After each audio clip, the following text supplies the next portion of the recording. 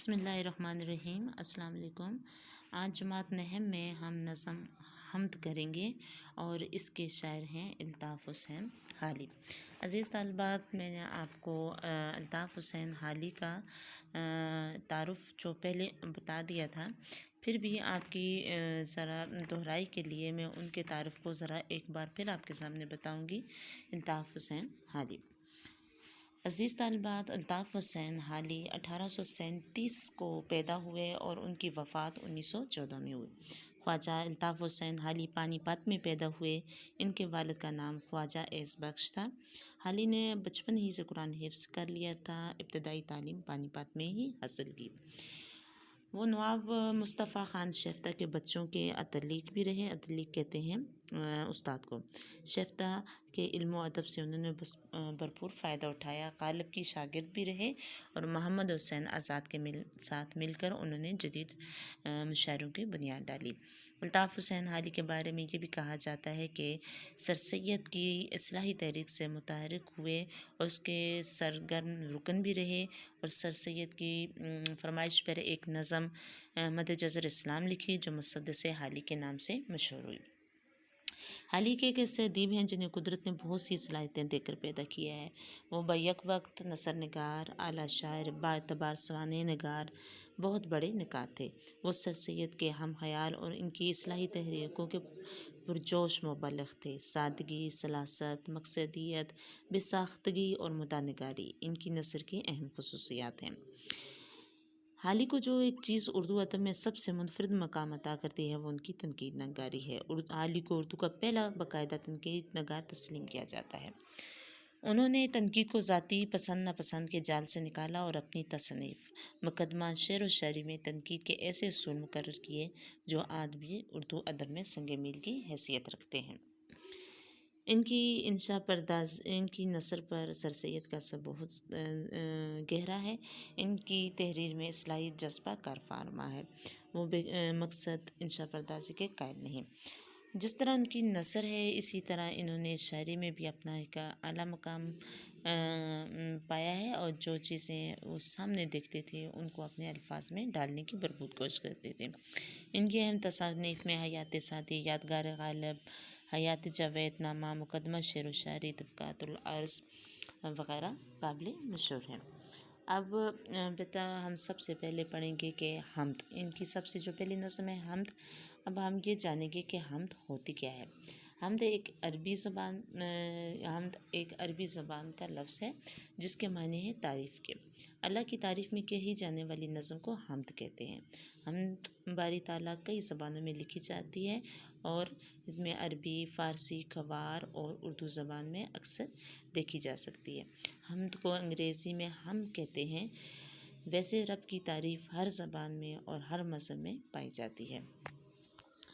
حمد کی تعریف کے بعد ہم اب اشعار کی تشریح کی طرف آ جاتے ہیں۔ آپ اپنی کتاب کھول لیجئے اور اپنے ہاتھ میں پینسل لے لیجئے تاکہ جہاں پہ کوئی مشکل الفاظ ہوں میں ان کی ساتھ ساتھ وضاحت کرتی جاؤں تاکہ آپ کو پڑھنے میں آسانی ہو۔ سب سے پہلے اس کا شعر ہے: قبضہ ہو دلوں پر کیا اس سے سوا تیرا، ایک بندہ نافرماں ہے حمد سرا تیرا۔ سب سے پہلی بات یہاں پہ دیکھیں کہ دونوں شعروں کے آخر میں لفظ تیرا تیرا آ رہا ہے، یہ ردیف کہلاتا ہے، اور اس کے علاوہ سوا یعنی کہ تجھ سے بڑھ کر، اس سے زیادہ، نافرمان نہ ماننے والا۔ تو اس شعر میں شاعر الطاف حسین حالی اس بات کا اقرار کر رہے ہیں کہ قبضہ ہو دلوں پر کیا اس سے سوا تیرا، ایک بندہ نافرماں ہے حمد سرا تیرا۔ اے اللہ، سب لوگوں کے دلوں پر آپ ہی کا قبضہ ہے، اور اس کا سب سے بڑا ثبوت یہ ہے کہ میرے جیسا ایک نافرمان بندہ بھی تیری تعریف لکھ رہا ہے۔ یہاں اپنے آپ کو مخاطب کیا جا رہا ہے کہ ہم جتنی بھی اللہ تعالیٰ کی عبادت کرتے ہیں تو ہمارے دل میں اکثر یہ بات رہتی ہے کہ کہیں نہ کوئی کمی رہ گئی ہے۔ اللہ کی عبادت اور اطاعت انسان کی فطرت میں شامل ہے، چنانچہ جب انسان کسی نہ کسی شکل میں اللہ تعالیٰ کی حمد و ثنا بیان کرتے ہیں تو نافرمان سے نافرمان شخص بھی شعوری یا غیر شعوری طور پر کر اس کی حاکمیت کو تسلیم کرتا ہے اور اس کے آگے سر جھکاتا ہے اور اس کی صفات گنواتا ہے۔ دیکھیں بیٹا، جب ہم اللہ تعالیٰ کی عبادت کرتے ہیں، ہم تو کرتے ہیں، ہمیں یقین ہے کہ ہمارا مارنے والا، ہمیں دوبارہ پیدا کرنے والا، یہ تو ہمارے ایمان کا حصہ ہے۔ لیکن جو لوگ نافرمان ہیں، جو اللہ تعالیٰ کی اطاعت نہیں کرتے، اگر اللہ تعالیٰ کو مانتے بھی ہیں لیکن اس کے احکامات کو نہیں مانتے، لیکن جب ان پہ مصیبتیں، مشکلیں، پریشانیاں آ جاتی ہیں، جو اپنے ارد گرد نظر دوڑاتے ہیں، تو وہ اللہ تعالیٰ کی حمد و ثنا کرنے پر مجبور ہو جاتے ہیں۔ یعنی کہ ان دلوں میں بھی یہ احساس پیدا ہوتا ہے کہ واقعی کوئی ایسی ہستی ہے جو اس تمام نظام کو چلا رہی ہے، تو وہ اس رب الکائنات کی تعریف کیے بغیر نہیں رہ سکتے۔ دوسرا شعر ہے، گو سب سے مقدم ہے حق تیرا ادا کرنا، گو سب سے مقدم ہے حق تیرا ادا کرنا، بندے سے مگر ہوگا حق کیوں کر ادا تیرا۔ اب یہاں پہ گو یعنی کہ مقدم سب سے ضروری اہم ہے، ٹھیک ہے۔ اس شعر میں شاعر کہتے ہیں کہ اے اللہ، اگرچہ تیرا حق سب پر فائق ہے، مگر انسان یہ تیرا حق کیوں کر ادا کر سکتا ہے۔ قرآن مجید میں اللہ تعالیٰ ارشاد فرماتے ہیں، ہم نے جنوں اور انسانوں کو نہیں پیدا کیا مگر اپنی عبادت کے لیے۔ سچ تو یہ ہے کہ یہ تخلیق آدم کا اصل مقصد اللہ تعالیٰ کی عبادت تھا، مگر عبادت کرنے کا جو حق انسان کے لیے اس عہدہ سے برا ہونا بہت ہی مشکل ہے۔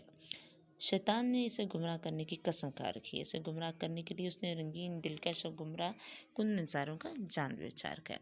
اب ہمارا سب سے پہلا کیا حق ہے کہ ہم اللہ تعالیٰ کا حق ادا کریں۔ ہم اللہ تعالیٰ کا حق ادا کیسے کرتے ہیں بیٹا؟ ہم اللہ تعالیٰ کی عبادت کر کے، اس کی نعمتوں کا شکر ادا کر کے۔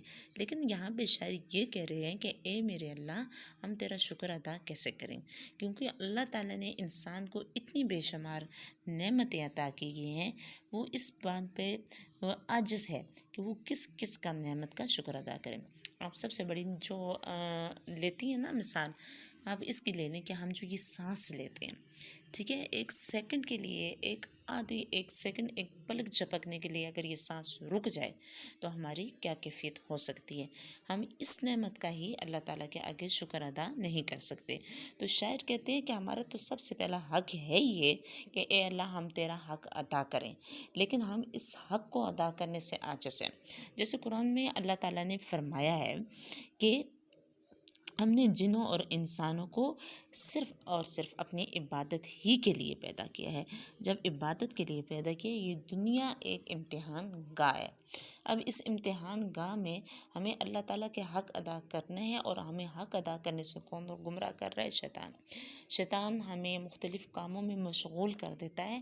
وہ ہمیں دنیا کی رعنائیاں اور دنیا کی خوبصورتیاں اس قدر دکھاتا ہے کہ ہم اللہ تعالیٰ کا حق ادا کرنا بھول جاتے ہیں۔ تو اس میں شاعر کہتے ہیں کہ ہمارے لیے تو سب سے مقدم یہی ہے، ہمارے لیے سب سے ضروری یہی ہے، ہمارے لیے سب سے اہم یہی ہے کہ ہم تیرا حق ادا کریں۔ لیکن ایک بندہ، ایک انسان اس بات سے عاجز ہے کہ وہ تیری کس نعمت کا شکر ادا کرے، وہ کس چیز کا شکر ادا کرے، اور وہ ان تمام نعمتوں اور چیزوں کا شکر ادا کرنے سے عاجز ہے۔ تیسرے شعر کی طرف آتے ہیں، محرم بھی ہے ایسا جیسا ہے کہ نامحرم، کچھ کر نہ سکا جس پر یہاں بیت کھلا تیرا۔ محرم جاننے والا، نہ محرم نہ جاننے والا، بیت راز۔